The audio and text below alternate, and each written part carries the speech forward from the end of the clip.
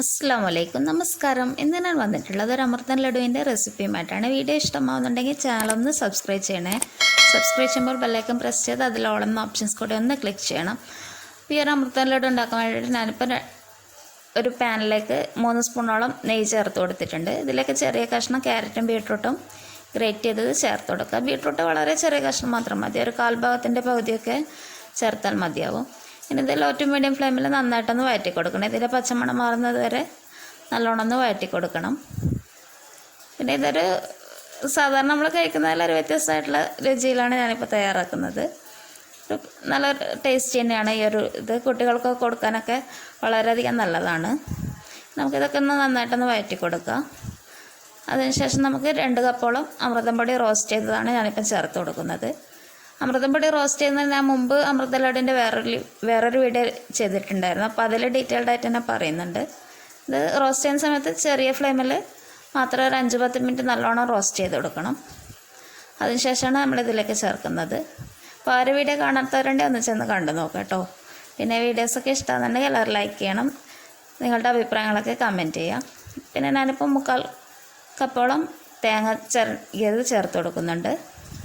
അത് ഈ ഒരു കപ്പിൽ തന്നെയാണ് ഞാൻ അമൃതം പൊടി അളന്നെടുത്തിട്ടുള്ളത്. പിന്നെ ഞാനിപ്പോൾ 4 സ്പൂണോളം പാൽപ്പൊടി കൂടി ചേർത്ത് കൊടുക്കുന്നുണ്ട്. ഇതൊക്കെ ചെറിയ ഫ്ലെയിമിൽ നന്നായിട്ടൊന്ന് വഴറ്റി കൊടുക്കണം. പിന്നെ ഇതിലേക്ക് ഏലക്കപ്പൊടി കൂടി ചേർത്ത് കൊടുക്കുക ആവശ്യത്തിനുള്ളത്. പിന്നെ ഞാനിപ്പോൾ പഞ്ചസാര പൊടിച്ചത് ഏകദേശം 4 സ്പൂണോളം ചേർത്ത് കൊടുക്കുന്നുണ്ട്. അതൊക്കെ നമ്മളുടെ ഒരു മധുരത്തിനനുസരിച്ചിട്ട് ചേർത്ത് കൊടുക്കുക. വേണമെങ്കിൽ നമുക്കിത് റവ ലഡു ഒക്കെ തയ്യാറാക്കുന്ന രീതിയിലും ചെയ്യാം. അപ്പം അങ്ങനെ ചെയ്യുന്ന സമയത്ത് നമുക്ക് പഞ്ചസാര പാനി തയ്യാറാക്കിയിട്ട് ആ ഒരു മെത്തേഡിൽ വേണമെങ്കിൽ ആ ഒരു രീതിയിലും ചെയ്യാവുന്നതാണ്. ഇതിലും വേണമെങ്കിൽ നമുക്ക് റവയൊക്കെ ചേർക്കാവുന്നതാണ്. ഞാൻ മുമ്പൊരു വീഡിയോ ചെയ്തിട്ടുണ്ടായിരുന്നു അമൃത ലഡുവിൻ്റെ. അത് കാണാത്തവരുണ്ടെങ്കിൽ ഒന്ന് കണ്ടു നോക്കൂ കേട്ടോ. അത് നല്ല ടേസ്റ്റി ആയിട്ടുള്ളൊരു അമൃത ലഡു തന്നെയാണ്. പിന്നെ ഇതിലൊക്കെ കുറേശ്ശായിട്ട് ഞാൻ പാല് ചേർത്ത് കൊടുക്കുന്നുണ്ട്. അത് നമുക്കിത് ബോൾസാക്കുന്ന സമയത്ത് ഒരു പിടുത്തം കിട്ടാൻ വേണ്ടിയിട്ടാണ്. ഒരു 8 സ്പൂണോളം ഞാനിപ്പോൾ പാല് ചേർത്തിട്ടുണ്ട്. നിർബന്ധമില്ല, വേണമെങ്കിൽ അങ്ങനെ ചേർത്ത് കൊടുക്കാം. ഇനി നന്നായിട്ടൊന്ന് വഴറ്റി കൊടുക്കുക.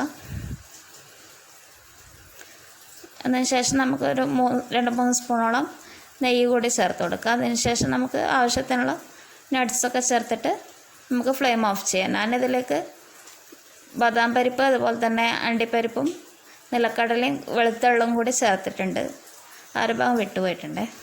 പിന്നെ ഇതിന് നമുക്ക് ചെറിയ ചെറിയ ബോൾസാക്കിയിട്ട് അങ്ങനെ മാറ്റാം. ഞാനിപ്പോൾ ഇതിൽ തന്നെ അത്യാവശ്യം നെയ്യ് ചേർത്തിട്ടുള്ളത് കൊണ്ട് കയ്യിൽ നെയ്യൊന്നും തടവുന്നില്ല. ഇപ്പം നന്നായിട്ട് നമുക്ക് ബോൾസാക്കി എടുക്കാൻ പറ്റുന്നുണ്ട്. അപ്പോൾ ഇത് നല്ല അടിപൊളി ടേസ്റ്റുള്ളൊരു അമൃത ലഡു തന്നെയാണ്. നമുക്ക് കുഞ്ഞുങ്ങൾക്കൊക്കെ കൊടുക്കാൻ വളരെയധികം നല്ലതാണ്. ഒരു ഈസി സ്നാക്ക് തന്നെയാണിത്. എല്ലാവരും ഇതൊന്ന് ട്രൈ ചെയ്ത് നോക്കണം. നിങ്ങളുടെ അഭിപ്രായങ്ങളൊക്കെ കമൻറ്റ് ചെയ്യുക. Thank you for watching.